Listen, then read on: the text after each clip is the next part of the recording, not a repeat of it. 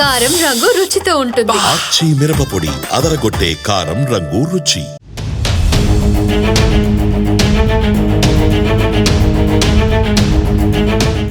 Hi peepers, welcome to ఆదాన్ మరొకడం. నేను మీ ప్రసాద్.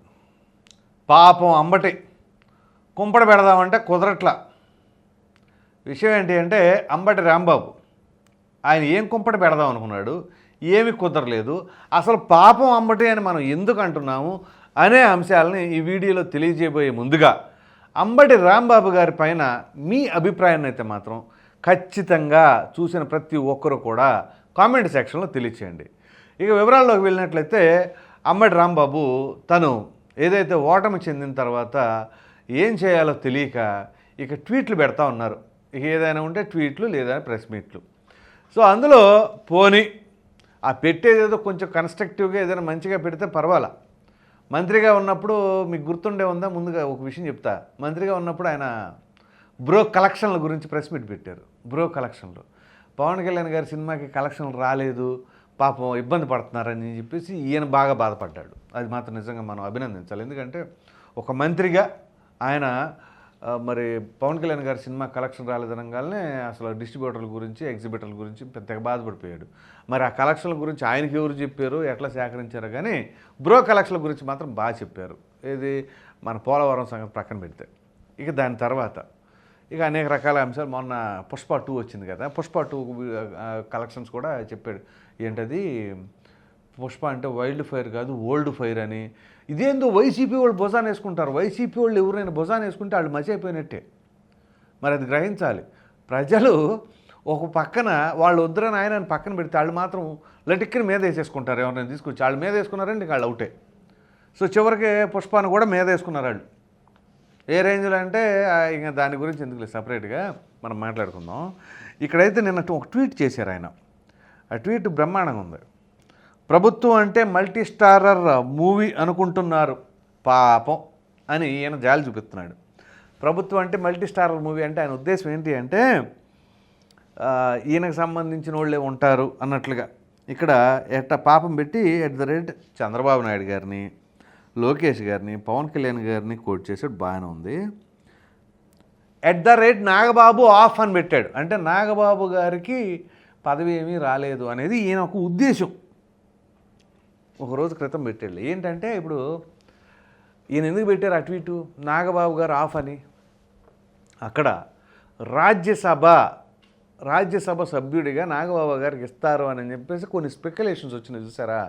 ఈ క్రమంలో సానా సతీష్కి, అలాగే ఆయన ఎవరు ఆర్ కృష్ణయ్య గారికి, మరొక వ్యక్తి బేదా మస్తానరావు, ఈ ముగ్గురికి ఇచ్చారు. సో అందువలన నాగబాబు గారికి ఆఫ్ అని పెట్టాడు. ఇది అంబటి రాంబాబు గారి బాధ. నాగబాబు గారికి రాలేదని అదో టైప్ ఆఫ్ జాలి, దయ ఇట్లాంటివన్నీ చూపించడం అనమాట. తీరా కట్ చేస్తే పాపం మరి తొందరపడి పెట్టారో ట్వీట్ ఏమో తెలియదు కానీ దాని తర్వాత ఆయన మినిస్టర్ చేయబోతున్నారని న్యూస్ వచ్చింది. అనేసరికి ఇక అప్పుడు మరి నాలుగు కరుచుకున్నారేమో తెలియదు. అయితే ఇప్పుడు దానికి ఏం చెప్తారు మళ్ళీ, అట్లాగిస్తారా, అట్లాగిస్తే ఇక వీళ్ళు కుటుంబాల్లో సోదరులకి ఏంటిది పదవులు ఇచ్చుకుంటారా, అట్లా మళ్ళీ ఇది కూడా విమర్శ అనమాట. ఏ రకంగా చూడనిచ్చినా ఇప్పుడు నచ్చనప్పుడు మనం ఏం చేసినా నచ్చదు, అదే కదా ప్రాబ్లము. సో ఇప్పుడు అదే సొంత పార్టీలు అంటే వాళ్ళ పార్టీకి సంబంధించిన దాంట్లో ఎవరెవరికి మరి పదవులు ఉన్నాయి. మరి ఒకప్పుడు రాజశేఖర రెడ్డి గారు సీఎంఏ, అప్పుడు జగన్మోహన్ రెడ్డి గారు అదేంటది ఎంపీ. సరే అది తీసి కాంగ్రెస్ పార్టీ అని అంటారు అనుకుందాం పోని. దాని తర్వాత వైసీపీ పెట్టిన తర్వాత బై ఎలక్షన్లో పోటీ చేసిన తర్వాత ఏం చేశారు, విజయం గారు ఎమ్మెల్యే కదా, అప్పుడు కూడా జగన్మోహన్ రెడ్డి గారు ఎంపీగా కంటెస్ట్ చేశారుగా. సో సొంత కుటుంబ సభ్యులేగా. మరి 2014లో విజయం గారికి అక్కడ సీట్ ఇచ్చారుగా వైజాగ్లో. అఫ్కోర్స్ ఓడిపోయారు, అది వేరే విషయం. సో అట్లా ఎక్కడికక్కడ పోనీ వైవి సుబ్బారెడ్డి గారు ఎవరు సొంతోళ్ళేగా, బాలినేని శ్రీనివాసరెడ్డి గారు ఎవరు సొంతోళ్ళేగా, వైఎస్ అవినాష్ రెడ్డి ఎవరు సొంతోడేగా, వైఎస్ వివేకానంద రెడ్డి గారు ఎవరు ఆయన బ్రతికున్న సమయంలో ఆయన సొంత మనిషేగా. ఇంతమంది కుటుంబ సభ్యులను పెట్టుకొని వాళ్ళ సొంత పార్టీలో ఇక్కడికి వచ్చేసి వీళ్ళకి పెట్టారు, వాళ్ళకి ఇచ్చారు, మల్టీ స్టారర్ అంటున్నారు. పాపం నాగబాబు అని చెప్పేసి ఏం చేయాలి చూపిస్తున్నారు. ముందు అసలు అక్కడ వైసీపీ ఓటమి చెందిన తర్వాత చాలామంది ఆ పార్టీని వెళ్ళిపోతూ ఉన్నారు. సో అదే మరి దాని పట్ల కూడా చూడండి, జాలి చూపించండి. సో ఇక్కడ ఏంటి అంటే ప్రజలకు సంబంధించిన అంశాలు ఏవైనా ఉంటే ప్రస్తావిస్తే బాగుంటుందని చెప్పేసి నిజంగా సబ్మిట్ చేయండి. కోర్స్ చేశారు. ఏంటంటే ఇక్కడ ఇది నాదెండ్ల మనోహర్ గారి నియోజకవర్గం అయినటువంటి తెలుసుకున్న సత్యం అంటే ఏది అంబటి రాంబాబు గారు కొల్లిపర మండలం వరి విస్తీర్ణం సాగు చేసింది 13,500 ఎకరాలంట. ధాన్యం దిగుబడి 31,000 మెట్రిక్ టన్నులు. ప్రభుత్వం కొన్న ధాన్యం 1,500 మెట్రిక్ టన్నులే. సో ప్రతి గింజ ప్రభుత్వమే కొంటుందన్న పౌర సరఫరాల శాఖ మంత్రి గారి నియోజకవర్గంలో అనేది ఈ కొల్లిపర. ఇది ఒకటి చేశారు. సో ఇట్లాంటివి చేయండి, ఖచ్చితంగా ప్రతి ఒక్కరూ అభినందిస్తారు. ఎందుకంటే ఇది రైతులకు సంబంధించిన సమస్య. ఆ రైతులకు సంబంధించిన సమస్య గురించి మీరు ఇప్పుడు ప్రస్తావించారు కాబట్టి బహుశా దానికి ఏమైనా నాదెండ్ల మనోహర్ గారు రియాక్ట్ అవుతారా, ఎటువంటి చర్యలు తీసుకోబోతారనేది ప్రజలు గమనిస్తూ ఉంటారు.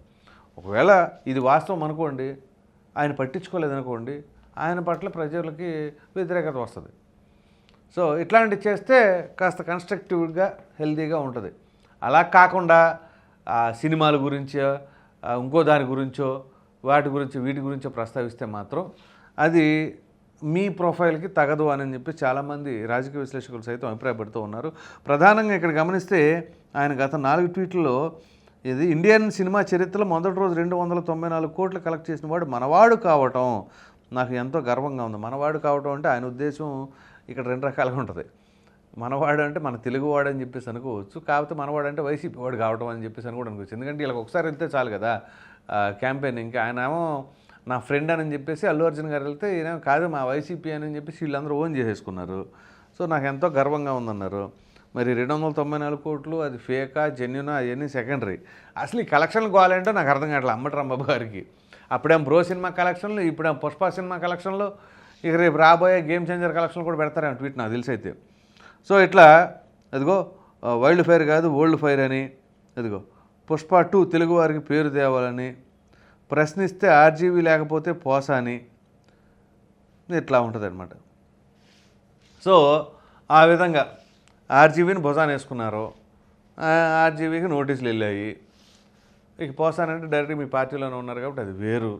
సో ఇట్లా మనం గమనించవలసింది ఏంటంటే ప్రజా సమస్యలపైన పోరాడండి. ఎవరైనా సరే పార్టీలకు అతీతంగా నేను చెప్తున్నాను, ఎవరైనా కానీ ప్రజల పక్షాన్ని నిలబడితే ప్రజలు గుర్తిస్తారు. అలా కాకుండా అనేక రకాలైన ఆరోపణలు వచ్చినాయి. ఇది అంబటి రాంబాబు గారి పైన ఏది దాంట్లో ఆ సెప్టిక్ ట్యాంక్లో పడిపోయి చనిపోయిన వాళ్ళ దగ్గర సీఎంఆర్ఎఫ్ కింద 50% అడిగారని, 2.5 లక్షల రూపాయలు ఎంత అడిగారని చెప్పేసి అప్పుడు బీభత్సమైన ఎలిగేషన్స్ వచ్చినాయి. దాని తర్వాత రాంబాబు గారు కూడా నేను ఎక్కడ తీసుకున్నట్టు ప్రూవ్ చేయండి అని చెప్పి ఛాలెంజ్లు విసిరారు. సో ఇవన్నీ ఎందుకు వస్తున్నాయి ఏంటి అనేది చెక్ చేసుకోవాలి. ఒకటి, అసలు అంత తీవ్రమైన వ్యతిరేకత అంబటి రాంబాబు గారి పైన ఎందుకు వచ్చింది, అదొకటి. ఇక మామూలుగా సంక్రాంతికి డ్యాన్సులు అంటారు, అవి వేరు, పెద్దగా మనం పట్టించుకోవాల్సిన అవసరం లేదులే. కానీ సంక్రాంతి సమయాల్లో ఎవరైనా సరే కాస్త ఎంజాయ్ చేయొచ్చు, అది తప్పు కాదు. కాకపోతే మంత్రిగా ఉన్నప్పుడు దానికి సంబంధించి ఆ శాఖకు సంబంధించి న్యాయం చేస్తే ఇట్లాంటివన్నీ ఎవరు పట్టించుకోరు. అవి చేయలేదు కాబట్టే ఈయన డ్యాన్సులు వేస్తారా అని చెప్పేసి అన్నది. అప్పుడు ఏదైనా పోలవరానికి సంబంధించి కొన్ని ప్రాజెక్టులకు సంబంధించి ఏదైనా చేసి ఉందనుకోండి, అప్పుడు అసలు ఎవరో పట్టించుకున్నారు. ఏదైనా సరే ఒక వర్క్ ఎఫిషియెంట్గా పనిచేస్తున్నప్పుడు దాన్ని పెద్దగా పట్టించు. ఇప్పుడు ఉదాహరణకి ఒక స్టూడెంట్ ఉంటే ఆ స్టూడెంట్ బ్రహ్మాండంగా అన్ని చదువుతూ క్లాసులో ఫస్ట్ వస్తూ ఉన్నప్పుడు అతను కొన్ని ఏది గేమ్స్ ఆడుకున్నా, డ్యాన్సులు వేసుకున్నా, లేకపోతే ఇంకేదన్నా చేసినా నడుస్తుంది. అలా చేయకుండా ఆడు మొద్దు స్టూడెంట్ అయ్యి మళ్ళీ నేను అది చేస్తాను, నేను ఇచ్చేస్తాను, లేకపోతే డ్యాన్సులకు వెళ్తాను అని అంటే మినిమం అన్నా చదువుకొని ఆ తర్వాత చేస్తే ఎవరైనా దానికి ఓకే అంటారు. అట్లా అనమాట. సో అలా కాకుండా ఇట్లా చేసుకుంటూ ఉంటే ఇక అదేమిటి అంటే ఈ సినిమాలు కలెక్షన్లు ఇవి. ఈ చివరికి ఏంటి అంటే పాపం అని చెప్పేసి నాగబాబు గారి పైన జాలి చూపిస్తున్నారు. అంత జాలి చూపించవలసిన అవసరం ఏం లేదు. వాళ్ళకి మంచి అండర్స్టాండింగ్ ఉంది. ఎంత కుంపడి పెడదామన్నా సరే అది జరగని పని. ఇక్కడ ఏంటి అంటే నాగబాబు గారు సామాన్యమైన వ్యక్తి ఏం కాదు. ఆయన చాలా మెచ్యూరిటీ మైండ్తో ఆలోచిస్తూ ఉంటారు. ఆయన నరసాపురం ఎంపీగా పోటీ చేశారు, ఓటమి పాలయ్యారు 2019లో. ఆ తర్వాత 24లో పోటీ చేద్దామని అనకాపల్లి సీటు తీసుకుందాం అనుకున్నారు. అప్పుడు కూటమిలో ఉన్న ఆ యొక్క రాజకీయ సమీకరణాల నేపథ్యంలో ఆయన త్యాగం చేయాల్సి వచ్చింది. ఇంకంత త్యాగం చేసుకున్నారు. దాని తర్వాత ఇప్పుడు రాజ్యసభ ఎంపీ కూడా త్యాగం చేయాల్సి వచ్చింది. ఓకే, అదే అంటారు కదా, కందకలేని తర్వాత కత్తి పెట్టకింది అన్నట్టుగా అంబటి రాంబాబు గారు ఏమో పాపం జాలి చూపిస్తూ ఉన్నారు. సరే, ముందు వాళ్ళకి ఇప్పుడు ప్రస్తుతం అయితే ప్రతిపక్ష హోదా కూడా లేదు కాబట్టి మరి దానికి సంబంధించి ఆలోచించుకుని రేపు భవిష్యత్తులో ప్రజలకు ఎలా దగ్గర అవ్వాలి, ఏం చేయాలి అనేది కూడా చేస్తే బాగుంటుందేమో అని చెప్పేసి అభిప్రాయపడుతున్నారు. ఏది అంబటి రాంబాబు గారు అయితే ఆ విధంగా ట్వీట్ చేసి జాలి చూపించారు. ఈ వీడియో కనుక మీకు నచ్చినట్లయితే లైక్ చేయండి, షేర్ చేయండి. అదేవిధంగా పాపం అంబటే కుంపట పెడదామని ఎంత ట్రై చేసినా కుదరట్లేదు అని చెప్పేసి ఇప్పుడు నేనైతే చెప్పాను. దానిపైన మీ విలువైన అభిప్రాయాన్ని కామెంట్ రూపంలో ఖచ్చితంగా తెలియజేయండి. మరిన్ని వీడియోస్ కోసం మన ఆదాయం ఛానల్ సబ్స్క్రైబ్ చేయడం మాత్రం మర్చిపోండి. థ్యాంక్